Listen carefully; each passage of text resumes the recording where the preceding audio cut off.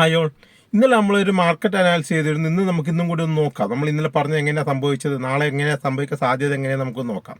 ഇന്നലെ ഞാൻ പറഞ്ഞത് എന്താ വെച്ചെങ്കിൽ മാർക്കറ്റ് അതായത് നിഫ്റ്റി ഗ്യാപ്പ് അപ്പ് ഓപ്പണിംഗ് ആണെങ്കിൽ ഞാൻ ഒരു പി ബൈ ചെയ്യുന്നുണ്ട്, വലിയ ഗ്യാപ്പ് അപ്പ് ഓപ്പണിംഗ് ആണെങ്കിൽ.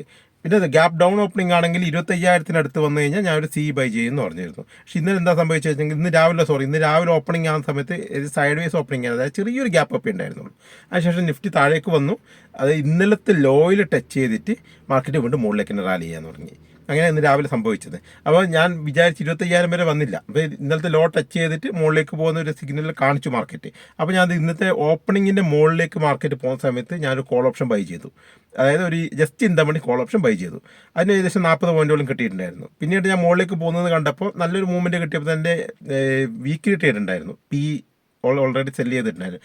പി എല്ലാം ഞാൻ എക്സിറ്റ് ചെയ്ത് ഒഴിവാക്കി. കാരണം നാളെ ആകുമ്പോൾ എന്താ വെച്ചാൽ മാർജിൻ കൂടുതൽ വേണം. അപ്പോൾ എക്സ്പയറി ഡേ ആയതുകൊണ്ട് മാർജിൻ കൂടുതൽ വേണ്ടുന്നതുകൊണ്ട് മാർജിൻ ഷോർട്ട് ഫാൾ അടിക്കാതിരിക്കാൻ വേണ്ടി ഞാനെല്ലാം എൻ്റെ ട്രേഡെല്ലാം ക്ലോസ് ചെയ്തു. പ്രോഫിറ്റ് തന്നെയായിരുന്നു, ഒരു 1.2% പ്രോഫിറ്റ് ഉണ്ടായിരുന്നു വീക്ക്ലി ട്രേഡിൽ. പിന്നെ ഇതിൽ ഏകദേശം 40 പോയിന്റോളം കിട്ടിയിട്ടുണ്ടായിരുന്നു ഇൻട്രാഡേയിൽ. പിന്നെ അതിനുശേഷം ഉച്ചയ്ക്ക് ശേഷം നല്ലൊരു മൂവ്മെൻറ്റ് ഡൗൺ സൈഡിലേക്ക് തന്നിരുന്നു ഉച്ചയാവാൻ ആകുമ്പോൾ. പക്ഷേ ഞങ്ങൾക്കത് കിട്ടിയില്ല. കാരണം എന്താ വെച്ചാൽ ഞങ്ങൾക്ക് ആ ഒരു മൂവ്മെൻറ്റ് എവിടെ വരെ പോകുന്നുള്ളൊരു കാൽക്കുലേഷൻ ഇല്ലായിരുന്നു. മാർക്കറ്റ് താഴേക്ക് എവിടെ വരെ പോകുന്നൊരു കാൽക്കുലേഷൻ കിട്ടാത്തതുകൊണ്ട് ഞാൻ പിന്നെ കുറച്ച് ബിസി ആയിരുന്നു. അതുകൊണ്ട് ഞാൻ ആ ട്രേഡ് എടുത്തില്ല. എനിക്ക് അതിനൊരു ലെവൽ കിട്ടാത്തതുകൊണ്ട് ഞാൻ അങ്ങനെ കൃത്യമായിട്ട് എനിക്കൊരു പ്ലാനിങ്ങുള്ള ട്രേഡ് ഉണ്ടെങ്കിൽ ഞാൻ എടുക്കില്ല. എനിക്ക് തലേ ദിവസം ഒരു പ്ലാൻ ഉണ്ടാവും. ആ പ്ലാനിനനുസരിച്ച് മാർക്കറ്റ് വരുന്നുണ്ട്, എൻ്റെ ഒരു കാൽക്കുലേഷൻ അനുസരിച്ച് വരുന്നുണ്ടെങ്കിൽ മാത്രമേ ഞാൻ ട്രേഡ് എടുക്കാറുള്ളൂ, ഇൻട്രാഡേ ട്രേഡ് എടുക്കാറുള്ളൂ. പൊസിഷൻ ട്രേഡ് ഓൾറെഡി ഉണ്ടാവും, ഇൻട്രാഡേ ട്രേഡ് അങ്ങനെ എങ്കിലേ മാത്രമേ എടുക്കും. ഇല്ലെങ്കിൽ അങ്ങനെ എൻ്റെ ഒരു കാൽക്കുലേഷൻ മാർക്കറ്റ് വരുന്നത് ഞാൻ അന്നത്തെ ട്രേഡ് എടുക്കാറില്ല. അപ്പോൾ ഉച്ചയ്ക്ക് ശേഷം ആ മൂവ്മെൻറ്റ് എനിക്കൊരു കാൽക്കുലേഷൻ ഇല്ലാത്ത മൂവ്മെൻ്റ് ആയിരുന്നു. അതുകൊണ്ട് തന്നെ ഞാൻ ആ ട്രേഡ് എടുത്തില്ല. ഇപ്പോൾ നമുക്ക് നാളത്തെ മാർക്കറ്റ് നോക്കുകയാണെങ്കിൽ ഇന്നലെ പറഞ്ഞ പോലെയൊക്കെ തന്നെയാണ് ഏകദേശം അവസ്ഥ വരുന്നത്. ഗ്യാപ്പ് അപ്പ് ഓപ്പണിംഗ് ആണെങ്കിൽ ഞാനൊരു പി സൈഡിലേക്ക് ബൈ ചെയ്യും. അതായത് എക്സ്പയറി ഡേ ആയതുകൊണ്ട് തന്നെ മൂവ്മെൻറ്റ് ഇല്ലെങ്കിൽ നമുക്ക് ഭയങ്കര നഷ്ടം വരും. കാരണം വെച്ചെങ്കിൽ തീറ്റ അടിക്ക് നല്ലോണം ആയതുകൊണ്ട് എന്താണ് നഷ്ടം വരും ഓപ്ഷൻ ബൈയേഴ്സിന്. അതുകൊണ്ട് തന്നെ എക്സ്പയറി ഡേയിൽ സാധാരണ രീതിയിൽ ഞാൻ ട്രേഡ് എടുക്കാറില്ല. ഓപ്ഷൻ സെല്ല് ചെയ്യാനാണെങ്കിൽ മാർജിൻ കൂടുതൽ വേണം, അപ്പോൾ അതിലും റിസ്ക്കാണ്.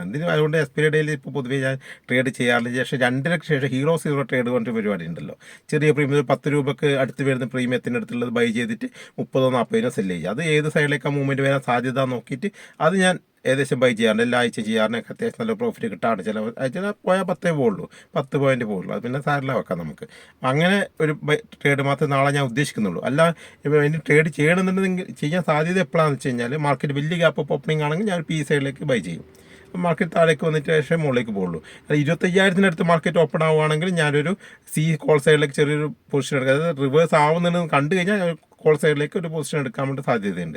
അത്രയേ ഉള്ളൂ. അല്ലാതെ വലിയ സൈഡ് വേസ് ഓപ്പണിംഗ് ആണെങ്കിൽ ഞാൻ നാളെ മാർക്കറ്റിൽ ഒന്നും ചെയ്യാൻ ഉദ്ദേശിക്കുന്നില്ല. സൈഡ് വേസ് ഓപ്പണിംഗ് ആണെങ്കിൽ ഞാൻ അടുത്തേക്ക് വിടും. മാർക്കറ്റിന് എന്താ വെച്ചെങ്കിൽ ആയിക്കോട്ടെ, നമുക്ക് അവസാനം 2.5 ശേഷമുള്ള ട്രേഡ് എന്തെങ്കിലും എടുക്കാമെന്ന് വിചാരിക്കും. അതാണ് നാളെ തന്നെ മാർക്കറ്റിലെ പ്ലാൻ. അപ്പോൾ നമുക്ക് നോക്കാൻ പറ്റുന്ന ഇപ്പോൾ വലിയ ഗ്യാപ്പ് അപ്പ് വലിയ ഗ്യാപ്പ് ഡൗൺ ആണെങ്കിൽ മാത്രമേ ഞാൻ നാളെ മോർണിംഗിൽ ട്രേഡ് എടുക്കുന്നുള്ളൂ. അല്ല സൈഡ് വേസ് ഓപ്പണിംഗ് ആണെങ്കിൽ അടുത്തേക്ക് ഒഴിവാക്കാണ്. എന്താ വെച്ചാൽ 2.5 ശേഷമില്ല ഏതെങ്കിലും ഒരു 10 രൂപയിൽ ഏതെങ്കിലും ഓപ്ഷൻ വാങ്ങിച്ചിട്ടിട്ട് നമുക്കൊന്ന് ബെറ്റ് ചെയ്ത് നോക്കാം. അത്രയേ ഉള്ളൂ.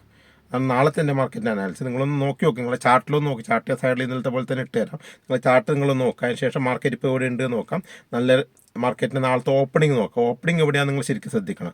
ഓപ്പണിംഗ് ആവുന്നതിന് താഴേക്ക് വരികയാണെങ്കിൽ അവിടെ എവിടെയെങ്കിലും സപ്പോർട്ട് ഉണ്ടോ നോക്കണം. സപ്പോർട്ട് എടുത്തിട്ട് മാർക്കറ്റ് റിയാക്ട് ചെയ്ത് മുകളിലേക്ക് പോകുന്നുണ്ടോ എന്ന് നമുക്ക് ശരിക്കും ശ്രദ്ധിക്കണം. അപ്പോൾ സപ്പോർട്ട് കറക്റ്റ് ശ്രദ്ധിക്കണം. അതായത് ഇന്നത്തെ ക്ലോസിങ് നാളെ അത് ആക്ട് ചെയ്യും. അപ്പോൾ അത് ഇന്നത്തെ ക്ലോസിങ്, ഇന്നത്തെ ലോയിൽ എത്ര വരെ പോയി, ഇന്നത്തെ ലോയും ശ്രദ്ധിക്കണം. ഇന്നത്തെ ലോയാണ് ഏറ്റവും കൂടുതൽ ശ്രദ്ധിക്കണം. ക്ലോസിങ് ശ്രദ്ധിക്കണമെന്നില്ല. ഇന്നത്തെ ക്ലോസിങ് ഒരു സൈഡ് വേസ് ആയിട്ടുള്ള ക്ലോസിങ് ഒക്കെ ശരിയാണ്. സൈഡ് വേസിലുള്ള ക്ലോസിങ് അത് വലിയ കുഴപ്പമില്ല, അത് വിട്ടേക്കാം. നമുക്ക് ഇന്നത്തെ ലോ ശ്രദ്ധിക്കാം. ഇന്നത്തെ ലോ ബ്രേക്ക് ചെയ്ത് കഴിഞ്ഞാൽ കുറച്ച് മാർക്കറ്റ് താഴേക്ക് വരാൻ സാധ്യതയുണ്ട്. ലോ ബ്രേക്ക് ചെയ്ത് പിന്നെ കുറച്ച് മുകളിൽ പോയിട്ട് റെസിസ്റ്റൻസ് എടുത്തിട്ടായിരിക്കും താഴേക്ക് വരിക. അങ്ങനെ സാധ്യതയുണ്ട്. പിന്നെ മുകളിലേക്ക് പോവുകയാണെങ്കിൽ ഇപ്പോൾ അധികം മുകളിലേക്ക് പോകാൻ സാധ്യത ഞാൻ കാണുന്നില്ല. എന്തായാലും ഒരു സെല്ലിങ് ഉച്ചയ്ക്ക് ശേഷം സെല്ലിങ് കണ്ടപ്പോൾ തോന്നുന്നു ഇനി മുകളിലേക്ക് പോയി വീണ്ടും നല്ലൊരു സെല്ലിങ് വരാൻ സാധ്യതയുണ്ടെന്ന് തോന്നുന്നു. മാർക്കറ്റ് നല്ലൊരു മുകളിലേക്ക് റാലി തന്നാൽ വീണ്ടും ഒരു സെല്ലിങ് പ്രഷർ വരാനുള്ള സാധ്യതയെല്ലാം കാണുന്നുണ്ട് മാർക്കറ്റിൽ. അതുകൊണ്ട് ഒരു സെല്ലിങ് പ്രഷറാണ് കുറച്ചും കൂടി എനിക്ക് ഫീൽ ചെയ്യുന്നത്. അതുകൊണ്ട് ഒരു ഡൗൺ സൈഡിലേക്കുള്ള മൂവ്മെൻറ്റാണ് ഞാൻ കുറച്ചും കൂടി നോക്കുന്നത്. അപ്പോൾ ഏതായാലും നമുക്ക് ആ രീതിയിലൊന്ന് പ്ലാൻ ചെയ്യാം. ഒന്നും കൂടി പറയാം. എന്താ വെച്ചാൽ വലിയ ഗ്യാപ്പ് അപ്പ് വലിയ ഗ്യാപ്പ് ഡൗൺ ആണെങ്കിൽ നാളെ മോർണിംഗിൽ എനിക്ക് ട്രേഡ് ഉള്ളൂ. സൈഡ് വേസ് ഓപ്പണിംഗ് ആണ്, നാളെ മോർണിംഗിൽ എനിക്ക് ട്രേഡ് ഇല്ല. 2.5 ശേഷമില്ല ഹീറോ സീറോ ട്രേഡ് മാത്രം ഞാൻ എടുക്കുന്നുള്ളൂ. ഓക്കെ.